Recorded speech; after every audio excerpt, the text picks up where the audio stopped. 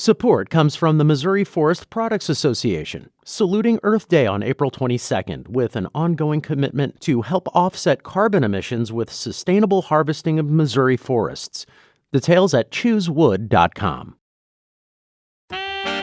So the shtick was fun, but you feel like the shtick served its purpose. You want to do serious baking.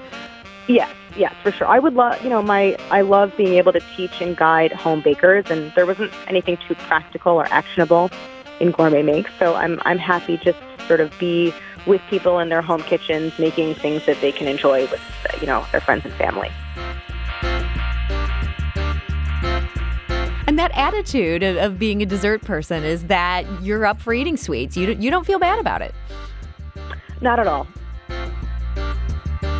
You don't have to have earned it or ask anyone's permission or your own permission. I'm Sarah Fensky. This is St. Louis on the Air. I'm Emily Woodbury, senior producer for St. Louis on the Air. Before today's episode, I want to take a moment to say thank you for listening. Our team works hard to provide nuance on the news that shapes your life and your community. And we wouldn't be able to do this without your support. The money you give to St. Louis Public Radio helps fund our podcast. So please go to stlpr.org/donate and give an amount that works for you. Your contribution, along with that of your neighbors, is what fuels St. Louis on the Air, and we're really grateful. Thank you for your support.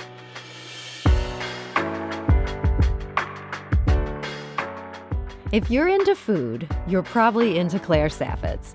As a senior food editor at Bon Appetit magazine, the Clayton High School graduate developed countless recipes and became a breakout star of the Bon Appetit Test Kitchen for her gourmet recreations of wildly processed junk food favorites, including Twinkies and Pop-Tarts. Now, Claire Saffitz has left the Bon Appetit Test Kitchen, and she has a new cookbook. It's called Dessert Person. And for the most part, it won't teach you how to make good versions of bad food, but it will almost certainly make you a better baker. And she joins us today to talk about it. So Claire Saffitz, welcome. Hi, thank you for having me. So happy to be here. So growing up in Clayton, were you always a dessert person? I've always been a dessert person, but I think that I didn't quite identify that about myself when I was growing up. I was part of a family, and am part of a family that has always loved food and celebrated food and cooking. And dessert was always a big part of that.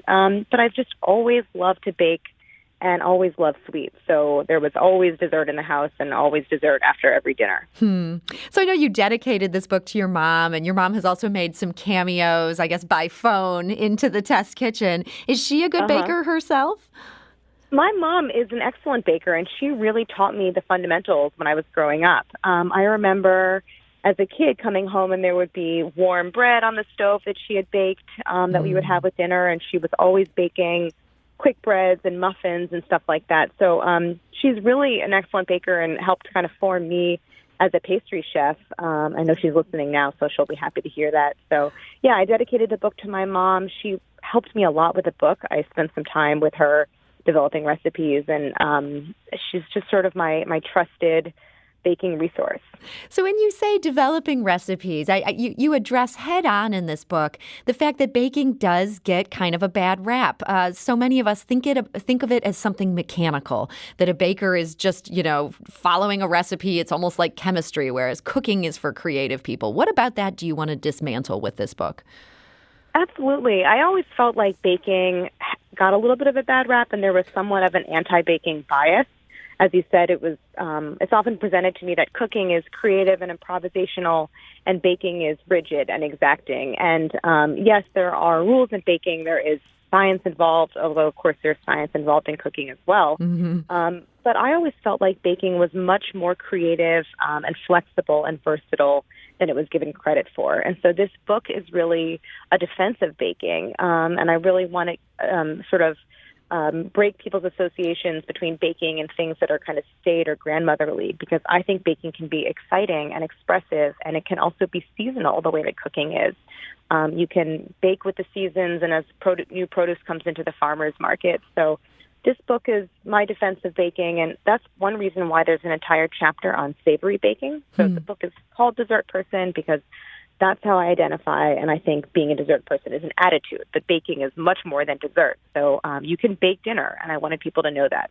And that attitude of being a dessert person is that you're up for eating sweets. You don't feel bad about it. Not at all. That's exactly right. I felt like being a dessert person is about embracing food as pleasure. It's sort of a fundamental source of pleasure in life. And I don't think that food has any moral weight. So you can have dessert and you don't have to feel bad about it. You don't have to have earned it or ask anyone's permission or your own permission. It's really just about embracing that and living a life free of restrictions in that way. So for those of us who are less, the problem with baking for us is not the guilt of eating it. The problem is that we're just terrified that it's too hard. I absolutely love that you opened this book with a matrix. You've sort of charted things by difficulty and how much time a recipe takes. And under this matrix, of course, I had to look what is going to be the very hardest and longest thing to do here. And these are croissants. Are they worth it? I think you had them under there as something like 12 hours goes into this. Right. Of course, I think they're worth it. I didn't put anything in the book that I, don't sort of wholeheartedly recommend someone try. But of course, everyone has to fit a baking project into their normally busy lives. So I understand that, not everyone is baking under perfect circumstances. So I created that matrix because I felt like people always have to think about a recipe in terms of the amount of time and effort they have to devote to it. So even though a recipe takes 12 hours or even 24 hours, it might be spending most of that time in the refrigerator, resting. So I really think about recipes in two ways, ones that take a lot of effort and ones that take a lot of time and kind of move along that spectrum. So that matrix was designed to help people pick the right project for that. Maybe you want something super quick and easy, so you look to one corner of the matrix and you see brownies, or you want something that maybe you have the time, but you don't want to spend a lot of active time making it. So then you go to one corner and you have something like the focaccia recipe. So, or you have a lot of time and you want to spend a lot of effort on the recipe and you make the croissant. So it's just a way to help people navigate their way through the book a little bit more easily. So I had to look up your gooey butter cake. I wanted to see where it fell on this matrix. And this is on the easier side of easy versus difficult. It's not going to be as easy as using the one with the yellow cake box that so many of us are used to doing, but it's easier than difficult. I noticed yours uses a yeasted coffee cake base. Does that really make a difference to use that instead of just the box mix? It really does feel like a different recipe than the box mix with the cream cheese topping. So I did a little bit of research, and I'd actually never made gooey butter cake from anything other than a mix when I lived in St. Louis. But I put in some research, and I saw a recipe from Melissa Clark, who's a New York Times food writer and recipe developer, and hers used a yeasted coffee cake base. And a little research turned up that the origins, which are kind of disputed apparently, so maybe some listeners can enlighten me if anyone has a clear idea of where it comes from. But oh boy, you're asking for this now. Our phone lines are going to blow up. Everybody's going to tell us their true origin story of gooey butter cake. I'm very curious, and I'm curious to know what's apocryphal and what's not. But from what I could find, the origin came from German bakers working in St. Louis. And so, a yeasted coffee cake base is kind of a classic German recipe. So I really liked that idea because I think that it helps balance out the intense sweetness of gooey butter cake. And so I like having that yeasted base and then the gooey, delicious kind of caramelized topping. And this makes that really classic kind of waves in the cake that I just think is such a hallmark of gooey butter cake. So, yeah, this one is definitely a bit more effort than something from the yellow cake mix, but I think it's well worth it. And again, like a lot of yeasted recipes, the total time is rather lengthy, but it just rests overnight in the refrigerator, and then it's ready to bake the next morning. So overall, not a ton of effort. So I got to ask, with this gooey butter cake version that you have and the yeasted coffee cake, and you're not using cream cheese, is this basically the gourmet makes version of gooey butter cake? You've reverse engineered this thing that we're all used to. This is kind of a familiar thing for you, right? I think so. I mean, I guess I like to think of it as being closer to the original, or sort of closer to the spirit of the original. But yeah, I think so. I'm constantly trying to kind of temper the sweetness of desserts. I don't like desserts that are too sweet, and I want the other ingredients and the other flavors to really shine. So with sugar, like salt, is a flavor enhancer. So you add sugar and you make something taste more of itself, but you add too much sugar and then all you get is overwhelming sweetness. So every recipe goes through this process of tweaking and tasting and kind of getting it to where I want it to be. So, yeah, I mean, the recipe development process for the cookbook follows the same kind of path as, a typical challenge in an episode of Gourmet Makes. We're talking today to Claire Saffitz. She was a senior food editor at Bon Appetit who became a viral sensation. She now has a cookbook called Dessert Person, and there's some great high-end treats in there you can learn how to bake, but she also keeps it really simple for those of us who are not at all talented. It's a very engaging book. I want to go back to this Gourmet Makes because this is really what made you famous. And when I say famous, I'm not kidding. I mean, people are freaking out about the fact that you are on our airwaves. I'm going to read you a tweet. Bill tweets, literally gasped when I heard that St. Louis on the Air was interviewing the one and only Claire Saffitz, fangirling right now. I saw there's a compilation people put together of this title of this is called Claire from Bon Appetit being absolutely adorable for 9 minutes straight. It's just little clips of you saying little things as you work in the Bon Appetit Test Kitchen. It has 500,000 views. Is it almost scary how much people are into you? It certainly... I'm taken aback for sure when I see things like that, but I do think it's a little bit generational. I think the YouTube audience, because Gourmet Makes really found its audience on YouTube, is certainly younger than I am and looks at YouTube differently than I do. So I'm not totally.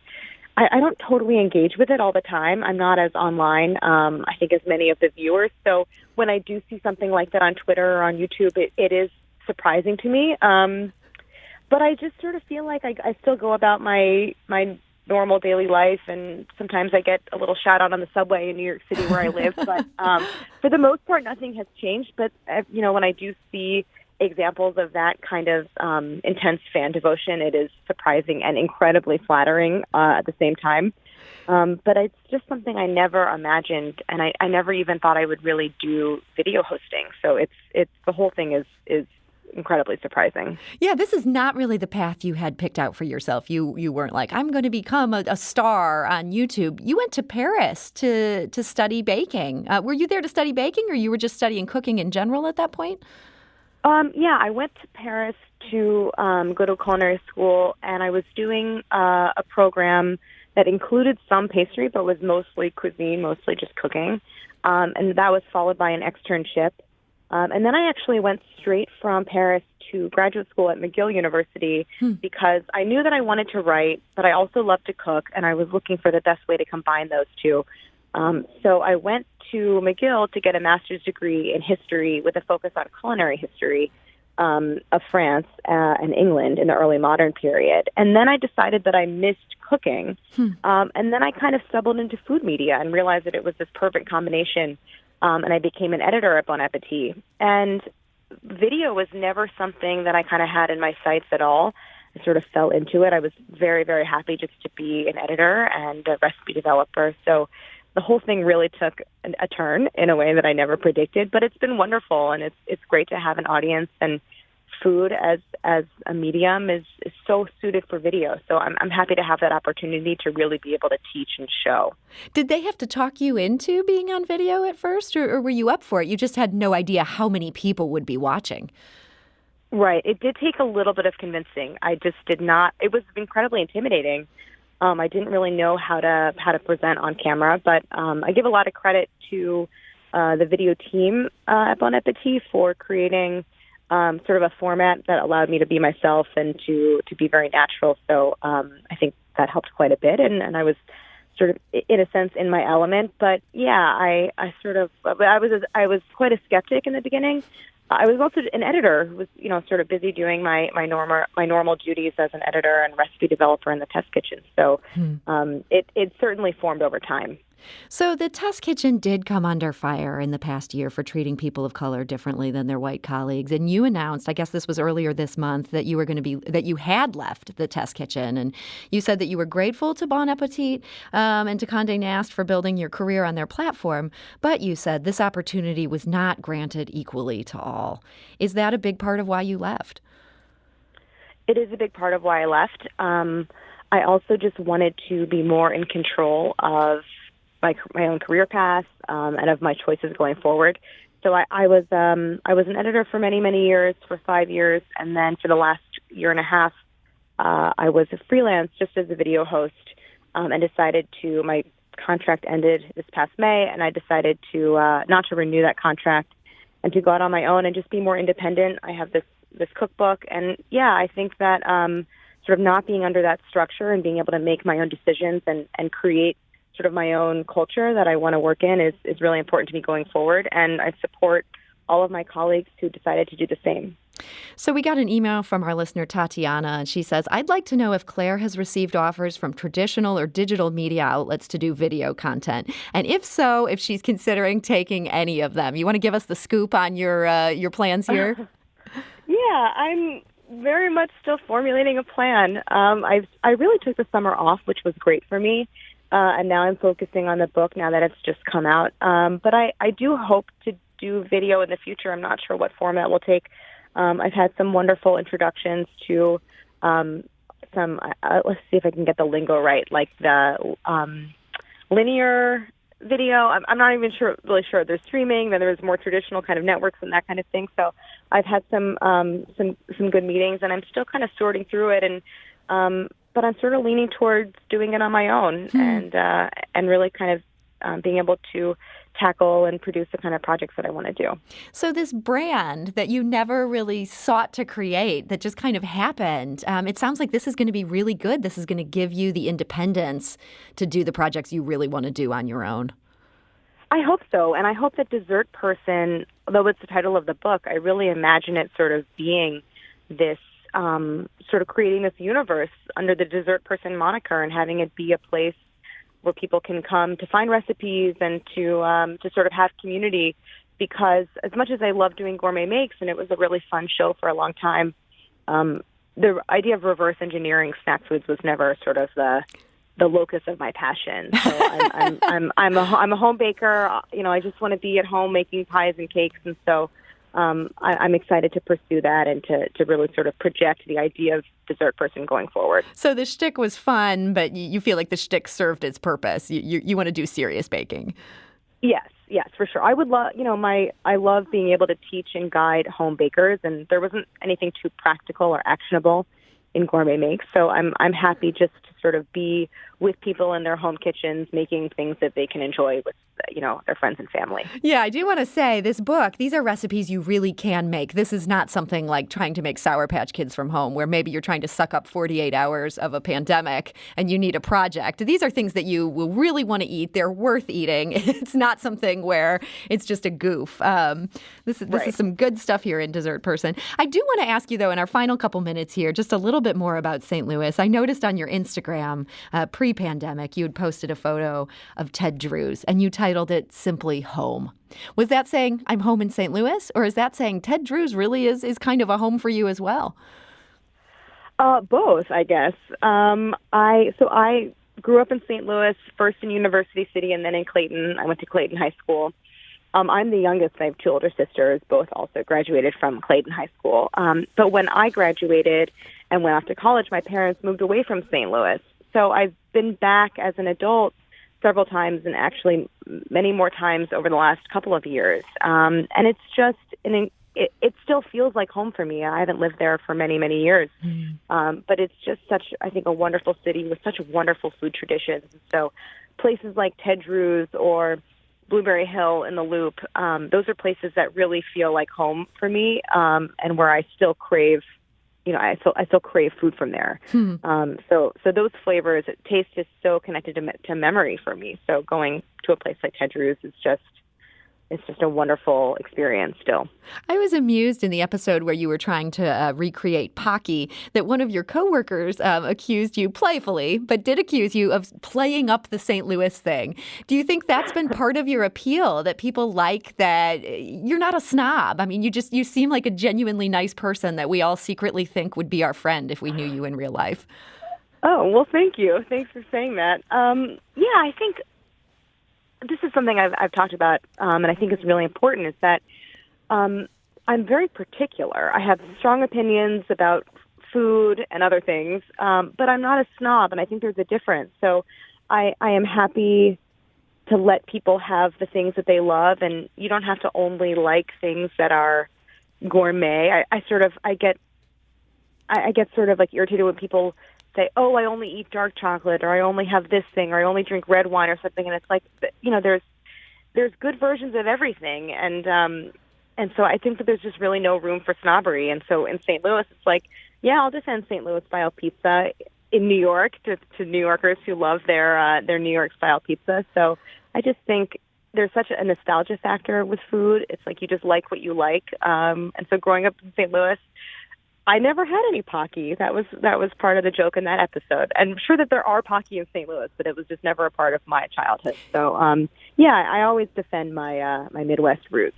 Well, we appreciate you for that. And yes, we do have Pocky here now. I don't know that we would have had it back when you were a young child. So one last thing I want to make sure to mention in our final minute here is you are going to be at the Jewish Book Festival on November 6th. We have information about how people can join along on that on our website. That's stlpublicradio.org. Or people can go to the Jewish Book Festival website. That's jccstl.com. You're doing a bake-along recipe. Have you decided yet what you're going to be teaching the book festival people to make? I think so, yes. I think that we're going to be making my almond butter banana bread. So it's a really easy recipe, but it has kind of an unexpected flavor combination, and I think is super delicious. And certainly banana bread has been a popular recipe during the pandemic for people. So this is a little new twist on it, and I think it should just be really fun. And I have my friend Joe Firestone who's going to be joining me for that event, which I think will be great. Well, we do hope people will check that out. Again, that's jccstl.com, and you can bake along with Claire Saffitz, who I know you think is your best friend, but turns out everybody feels that way. So, Claire Saffitz, I want to thank you so much for joining us today. Thank you. It was a pleasure.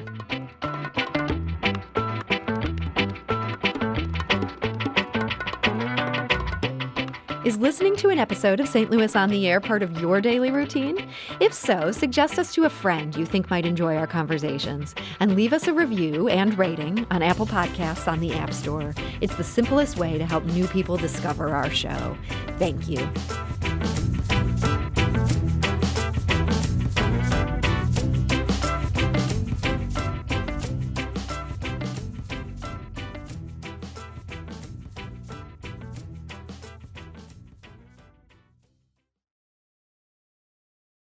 Support comes from the Missouri Forest Products Association, saluting Earth Day on April 22nd with an ongoing commitment to help offset carbon emissions with sustainable harvesting of Missouri forests. Details at choosewood.com.